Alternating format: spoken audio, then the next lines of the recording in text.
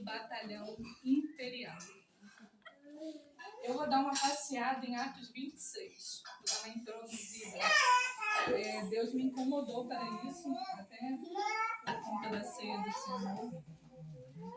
Ali Paulo estava diante do rei Agripa, diante de todas as acusações. Paulo tem a chance de fazer a sua defesa diante do rei. E ali Paulo fala sobre o seu testemunho de vida, sua história de conversão. Sua história de conversão a Cristo. Em Atos 26, 4 e 5, diz assim: todos os judeus que estavam aqui me conhecem, desde quando eu era pequeno, tanto na terra natal em Tarso, como em Jerusalém. Todos eles sabem o quanto era zeloso e fariseu. Em termos de conhecimento... Eita,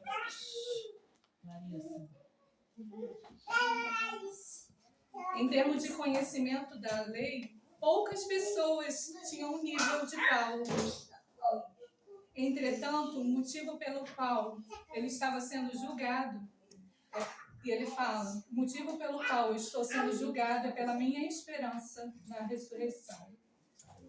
Paulo entendia que Jesus Cristo era o cumprimento de todas as promessas que Deus fizera aos seus antepassados.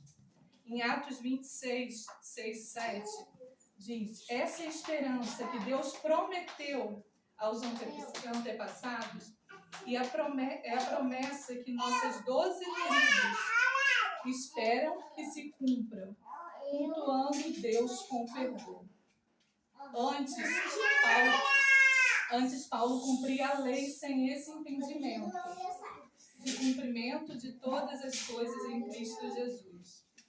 Esse Jesus que ele combateu com tanto fervor. Para quem não conhece, Paulo perseguia cristãos onde ele estivesse. Essa era a rota de Paulo naquela tarde. Mas Paulo, a caminho de Damasco, se encontrou com o Senhor Jesus Cristo.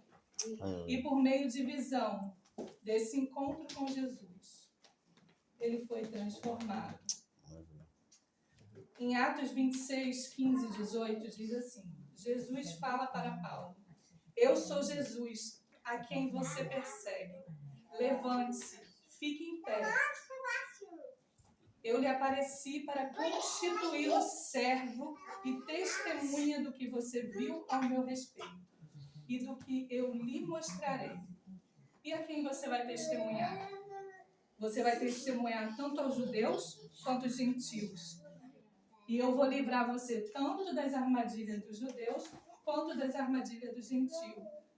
E o que você vai pregar para eles?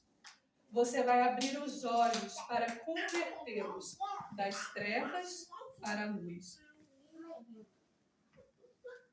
De Satanás para Deus, chamando cada um deles ao arrependimento dos pecados e à herança entre os que são santificados pela fé em Cristo Jesus. Aqui nós temos uma palavra que Deus deu: arrependimento. Tudo começa com arrependimento. Paulo começou a sua jornada com Cristo dentro do mover do espírito do arrependimento.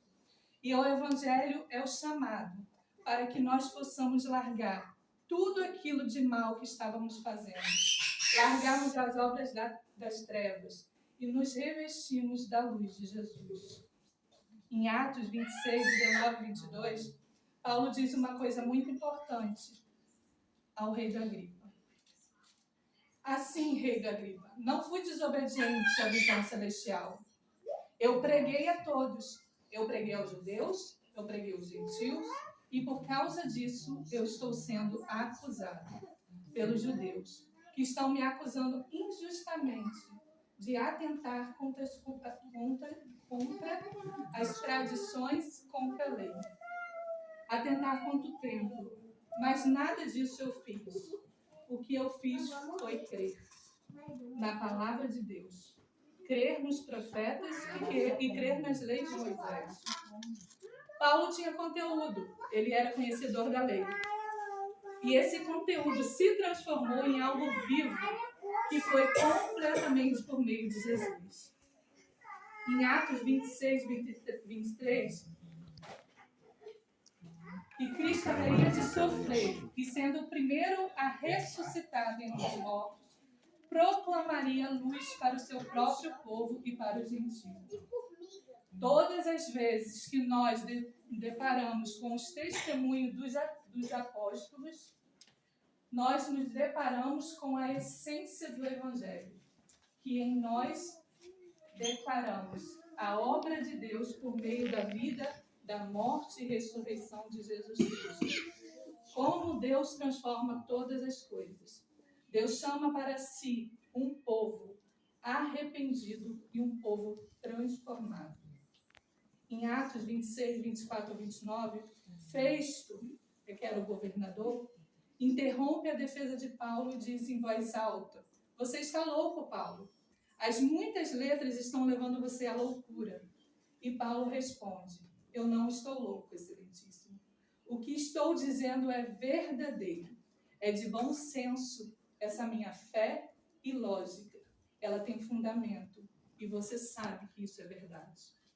E ele diz ao rei Agripa: "Você crê nos profetas? Eu sei que sim." E Agripa responde: "Você acha que em tão pouco tempo você pode me convencer a tornar-me cristão?" E Paulo responde: "Em pouco ou em muito tempo, peço a Deus que não apenas tu, mas todos os que estão aqui hoje me ouvem, se tornem como eu, com exceção das algemas."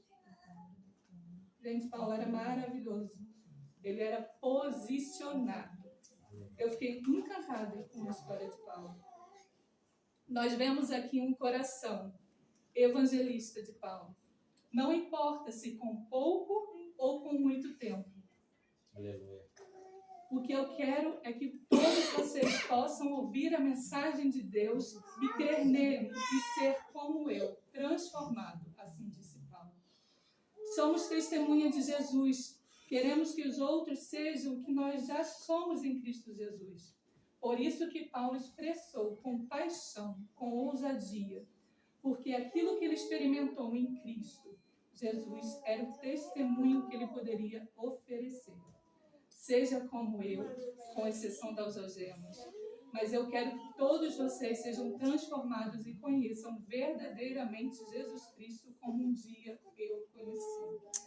Ali Paulo não mostra uma coisa desconexa, mas por meio da sua vida, aquilo que Deus fez na vida dele. Em primeiro lugar, ele foi obediente ao chamado e à missão que Deus deu a ele. Aleluia. Que essa missão, na verdade, se transformou em toda a vida de Paulo, toda a vida que ele tinha para oferecer, como sinalização de que esse Jesus, ele é um Jesus vivo, está operando para converter os corações das trevas para a luz, de Satanás para Jesus. Aleluia. Da mesma maneira que Paulo foi chamado para testemunhar Jesus, ele está nos chamando para que nós também sejamos, mostrando não somente com o nosso conhecimento, mas com nossa própria vida, que Jesus é o Senhor e é o cumprimento de toda a lei. Que em Jesus nós temos a grande virada, nós pertencemos a Deus. Paulo sabia qual era a sua missão aqui no mundo. E Paulo foi um servo fiel, que cumpriu até o fim aquilo que o Senhor propôs para ele. Isso foi uma introdução da história de Paulo. Eu vou entrar agora no...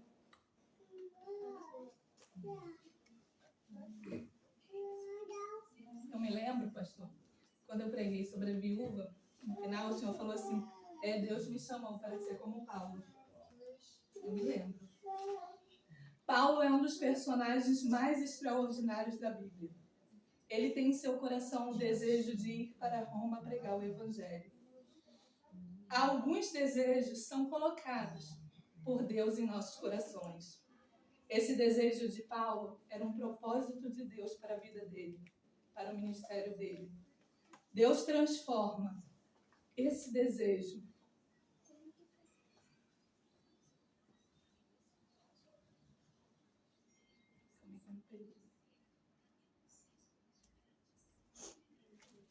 Aleluia, glória a Deus.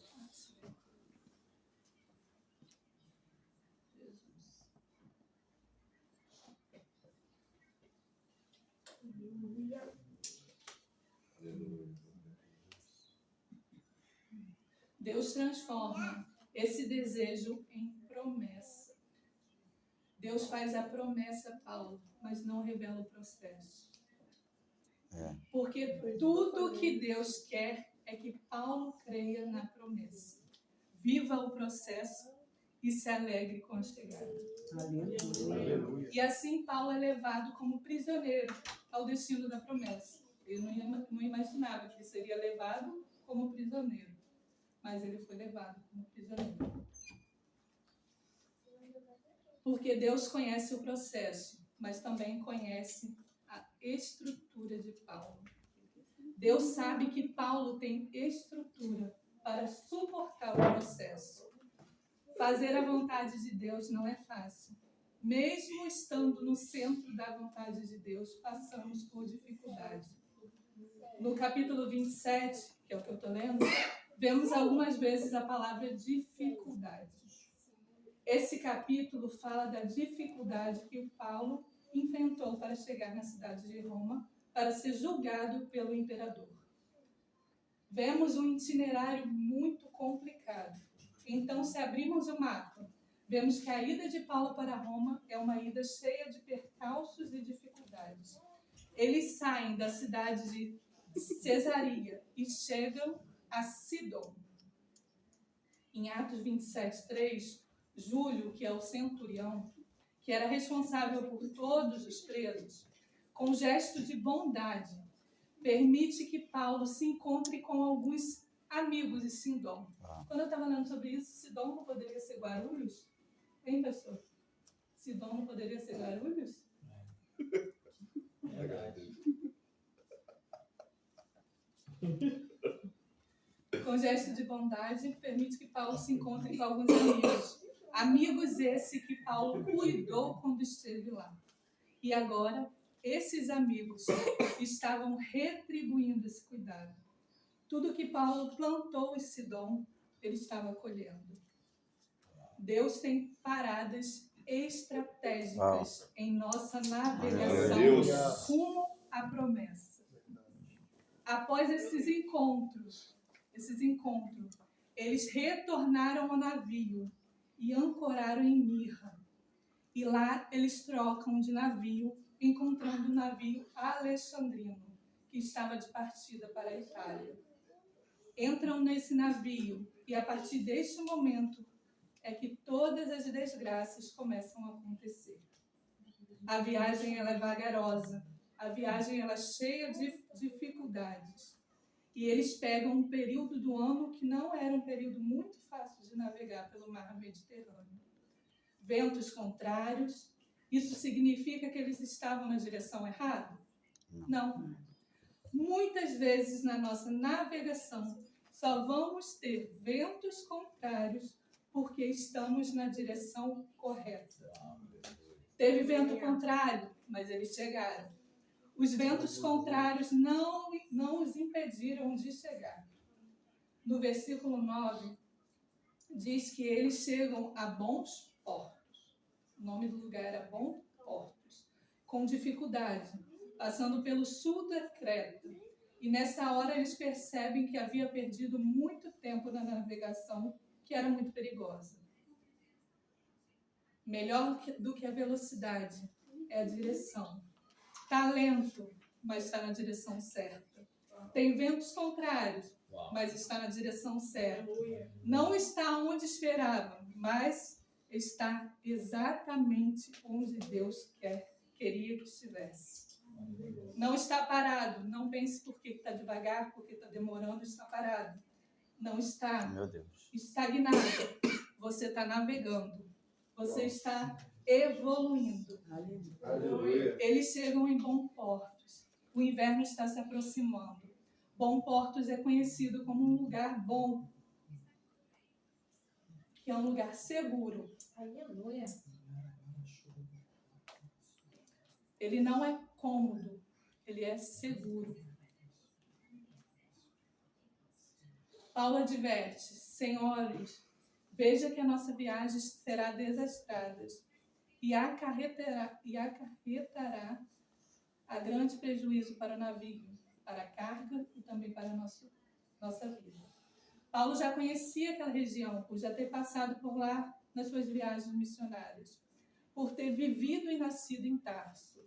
Então, ele já sabia que muitas coisas ocorriam lá, ele sabia o que ocorria naquela região.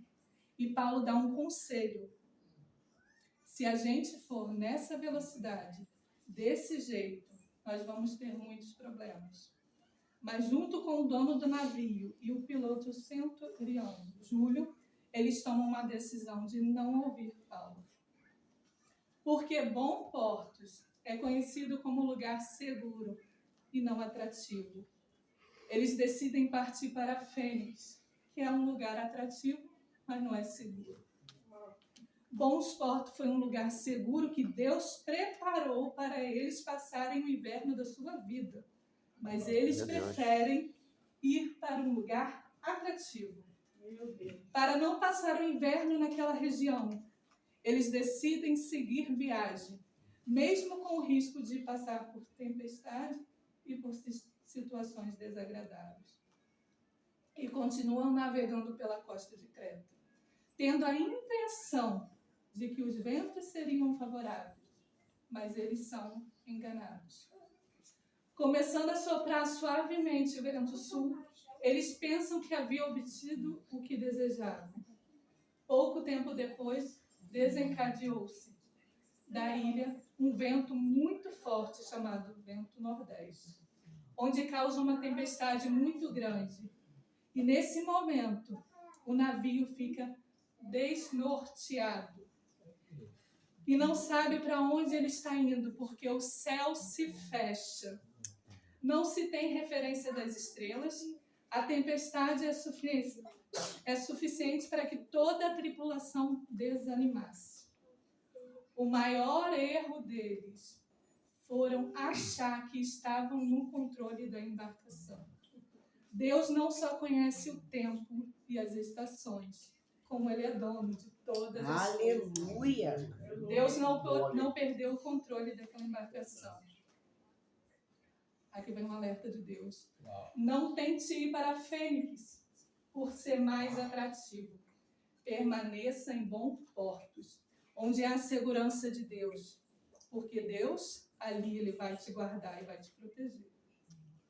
Em Atos 27, 16 ao 22, passa-se dias, a comida vai acabando.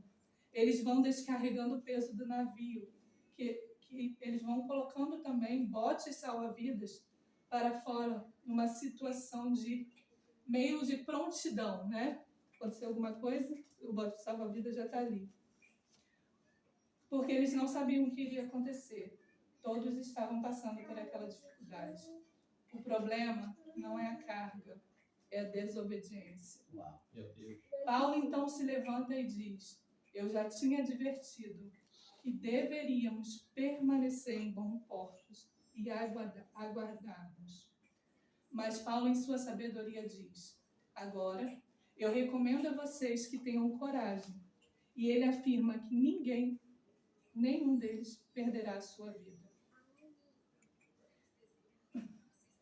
Essa coragem, essa certeza que Paulo tinha, vinha da intimidade que ele tinha com Deus. O anjo do Senhor havia aparecido para Paulo e havia dito: Paulo, não tenha medo. É preciso que você compareça perante César. Deus, por sua graça, lhe deu a vida de todos os que estão navegando com você. Mesmo em meio à tempestade, Paulo estava em ligação com Deus. Glória a Deus. Enquanto todos estavam preocupados com tempos e adversidade, veio um anjo do Senhor para falar com Paulo e garantir que Paulo chegaria ao seu destino. Aleluia. E que todos que estavam com ele estariam vivos. Todos aqueles que escutassem Paulo e fizessem conforme Paulo estava direcionando, estava salvo. Se tivesse alguém que pegasse um bote salva-vida e fugisse, esse bote provavelmente naufragaria e eles morreriam. As circunstâncias da vida não anulam a promessa que Deus fez. As circunstâncias da vida não anulam a promessa que Deus fez. E a partir desse momento que a tripulação começa a perceber que Paulo estava falando a verdade, que Paulo era confiável e que Paulo poderia trazer uma solução, encaminhando o barco em uma condição melhor para o destino. Sorte deles ter um Paulo dentro da embarcação. É por causa de um Paulo que toda a embarcação é preservada. Em Atos 27 e 29, fala de 14 noites passando pela tempestade. Foram 14 noites à deriva ao mar. Por dificuldades, onde o céu estava fechado, não tinha direção das estrelas, não se sabia se era dia, se era noite. E aí eles percebem que estão se aproximando da terra através de sondas que medem a profundidade. E aí eles ficam preocupados com o próprio navio ser jogados contra a pedra. Ao todo, na embarcação, tinha 276 pessoas. Eles estão se desesperando novamente. E quando Paulo percebeu, os marinheiros já tinham preparado barquinhos. Paulo falou para o centurião Júlio: a promessa que Deus fez é para quem ficar dentro do navio. Se alguém pular fora do navio, agora não poderá se salvar. A promessa de Deus vai cuidar de quem está dentro do navio. Quem pular do navio vai morrer. Em Atos 27, 33, 44, diz que no final dessa jornada, Paulo anima novamente a tripulação, pedindo que todos se alimentassem, encorajando a todos a terem bom ânimo. Paulo, mais uma vez, estava movido na certeza de que aquela situação iria terminar. Todos comem, todos se animam novamente e vão para a última parte da viagem, onde eles descarregam o trigo, ou seja, toda a comida que eles tinham, eles jogaram ao mar, para que o barco ficasse um pouco mais leve. Ali, eles acabam encalhando na praia, fica imóvel o barco, e aí as ondas começam a bater no navio e começam a desmanchar o navio. Os soldados têm uma ideia de matar todos os prisioneiros presos para que nenhum deles fugisse. Mas Júlio toma uma decisão de não fazer isso, justamente para poupar a vida de Paulo. Tem muitos presos que só vão ficar vivos por causa de Paulo. Tem muita gente que deve sua vida por causa de Paulo. Talvez na embarcação que você está, o navio que você está, tem muita gente que queira a sua morte. Tem gente que não vai com a sua cara, mas Deus sempre vai colocar você no coração de um Júlio. Sempre vai fazer um Júlio ter um carinho especial por você. Às vezes, até ele não sabe por que não vai com a sua cara, mas o propósito de Deus na sua vida para te preservar, para cuidar de ti. Podem até planejar a sua morte, mas se você tem uma promessa de Deus, eles não vão te matar. Então Júlio diz: quem sabe nadar se joguem no mar e vão até a costa. E aqueles que não sabem nadar, peguem partes de navio, partes de madeira para flutuar. E assim todos chegam a salvo na ilha de Malta. Às vezes, o que vai sobrar da embarcação é só um pedaço de madeira. Às vezes, o que você vai ter para sobreviver é só um pedaço de madeira do navio. Mas se agarra nessa madeira, vai bater no pé, vai bater na mão, chega na ilha, sobreviva. Ah, mas eu perdi tudo. Como vai ser? Sempre há um recomeço para você. Vários dias de tempestade, uma incerteza muito grande, em um período constante de morte. Não é fácil estar no centro da vontade de Deus. Mas aquele mesmo Jesus que garantiu que Paulo chegaria a Roma, também é o Jesus que não poupou Paulo de passar por toda aquela situação. Meu Deus. Não somente Paulo, mas toda a tripulação. E por que Deus permite, muitas vezes, a nossa jornada seja difícil e tribulosa, como se fosse uma tempestade sem fim no meio do mar? Para que nossa confiança esteja unicamente nele. O bote salva-vida não poderia salvá-lo. Nenhuma das cargas, nem comercial, nem alimento, poderia salvar aquela tripulação daquele jeito. O céu havia se fechado, então não havia como eles serem guiados pela estrela. Eles estavam totalmente à deriva. E o que Deus está nos falando? Que é nesse momento que Deus tira toda a possibilidade de uma autossalvação nossa. Tira tudo aquilo que de alguma maneira possa basear a nossa confiança no nosso esforço, nas nossas qualidades. É que realmente enxergamos que Deus está no comando principal de todas as coisas. Aleluia. É a única coisa que sobra, é a palavra dele. Olha, eu vou te levar para Roma. Olha, eu vou te levar para Canaã.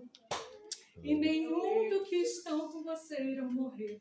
E se todos que eu dei a vida a você, pela graça de Deus, estiver com você, nenhum irá se perder, todos serão salvos. Essa história é uma lição de confiança. É fácil falar, nós temos que confiar em Deus, mas a confiança ela é provada. Nesses momentos onde nós nos encontramos em uma tempestade sem fim,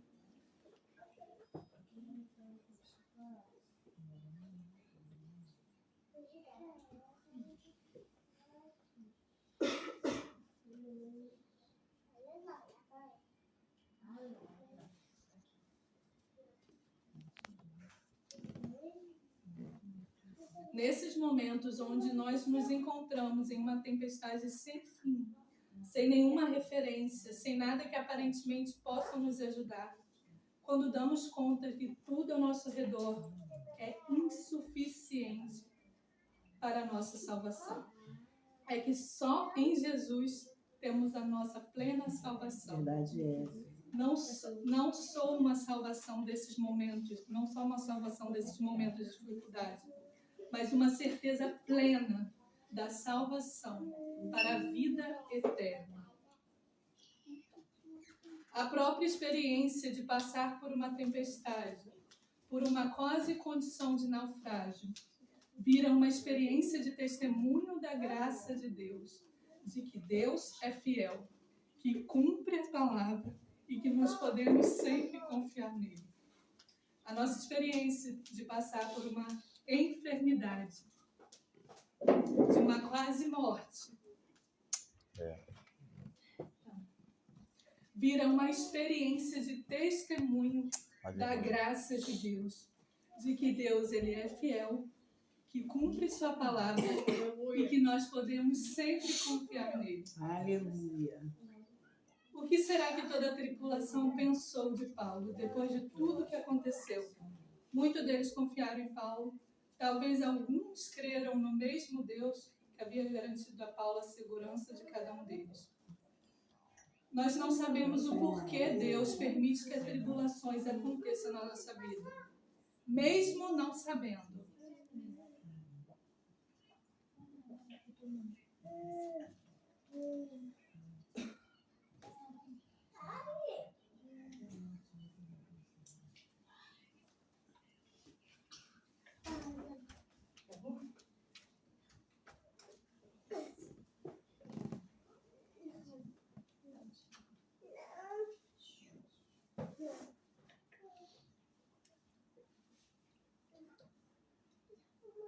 Mesmo não sabendo o motivo, nós podemos ter a certeza que toda tempestade é uma oportunidade para viver, praticar e experimentar a fidelidade de Deus. E também colocarmos em prática a nossa fé e confiança de que Deus controla todas as coisas e que Deus há de nos salvar e que Deus há de nos dar segurança, mesmo neste momento de tempestade. Em Atos 28, diz que, e chegando todos salvos na ilha, ninguém se perdeu. Todos chegaram salvos na ilha. Quando Paulo chega, os bárbaros fazem uma grande fogueira para aquecer Paulo e os outros. Mas Paulo não é aquele que gosta só de desfrutar da fogueira. Ele gosta de cooperar para que a fogueira não se apague. E ao pegar o galho, ele acaba sendo mordido por uma víbora. As pessoas começam a dizer: tá vendo, Deus? Deus não é com ele. Ele vai inchar, ele vai morrer, vai cair. Aí que ele se engana. O tempo vai passando e Paulo não inchou, não caiu, não morreu. Bendito é o nome do Senhor. Ele estava esperando a queda e a morte de Paulo, mas isso não aconteceu. Aleluia. Eles não conheciam a história de Paulo. Ele estava debaixo de uma promessa. E que ele chegará em Roma. Então não tem tempestade, não tem vento contrário, não tem navio que quebra, não tem víbora que ataque, que irá impedir esse homem de chegar a Roma. Que só o Senhor é Deus. Deus fez a promessa, Deus vai cumprir. Tudo isso só é parte do processo. Aleluia. Glória a Deus. É que entrega meu patrocínio. Aleluia.